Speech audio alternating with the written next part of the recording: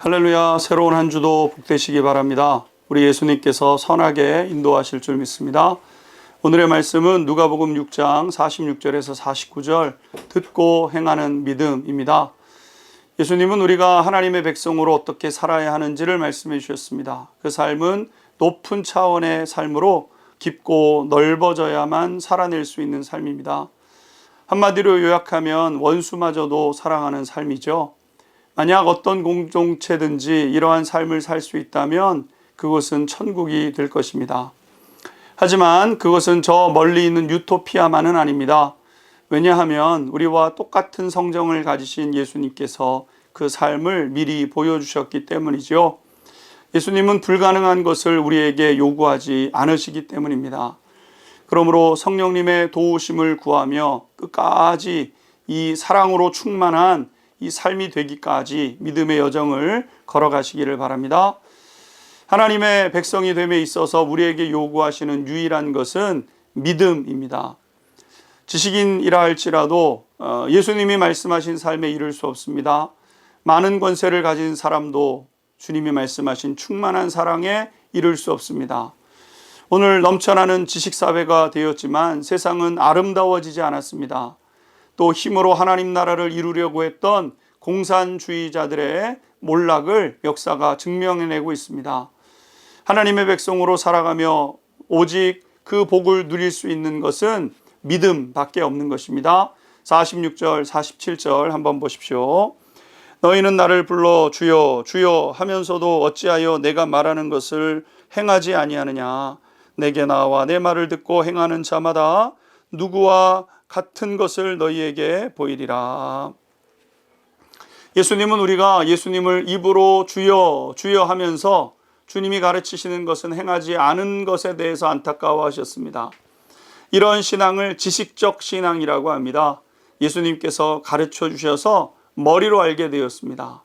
그러나 행함은 없는 것이죠. 그것은 진정한 의미에서 믿음이 아닙니다. 믿음은 반드시 행함이 따라오는 것이 믿음이죠.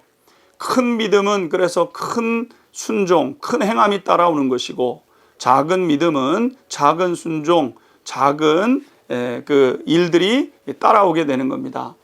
그런데 순종하는 마음이 없다면 그것은 지식에 불과한 것이죠. 야고보서에서는 이러한 행함이 따르지 않는 믿음을 죽은 믿음이라고 했습니다. 이런 믿음은 귀신들도 가지고 있는 것으로 구원을 얻지 못하는 믿음이라 그랬습니다. 이런 유의 믿음은 평소에는 비슷해 보입니다. 아브라함에 대해서, 이삭과 야곱에 대해서, 다윗에 대해서 너무나도 잘 압니다. 그러나 삶의 문제가 다가왔을 때는 아무런 힘을 발휘하지 못하는 그러한 믿음이 되는 것이죠. 48절, 49절 보십시오.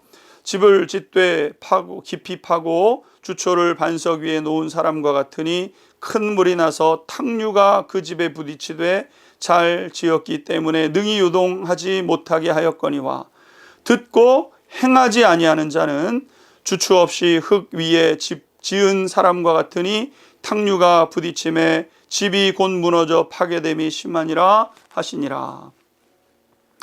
예수님이 말씀하신 것처럼 듣고 집을 똑같이 지었습니다. 겉으로 볼 때는 크게 달라 보이지 않습니다. 문제는 위기가 다가왔을 때 아니겠습니까?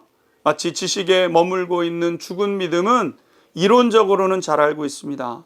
마치 수영에 대한 지식이나 악기에 대한 어떤 지식을 가지고 있을 때인 거죠. 근데 위급한 상황에 이 지식이 있습니다. 말할 때는 너무나도 잘합니다. 문제는 물에 빠지든지 그것을 실제로 행해야 되는 때 아니겠습니까?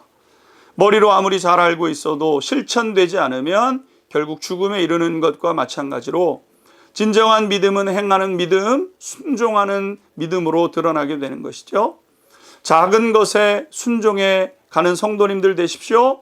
그것이 큰 믿음이 될 것이고, 큰 믿음이 큰 역사를 이루게 될 것입니다.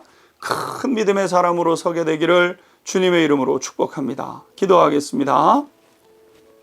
듣고 행하는 믿음이 되게 하여 주옵소서.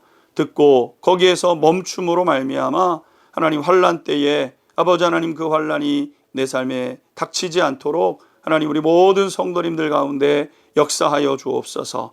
의탁드리며 사랑 많으신 예수님의 이름으로 기도하옵나이다.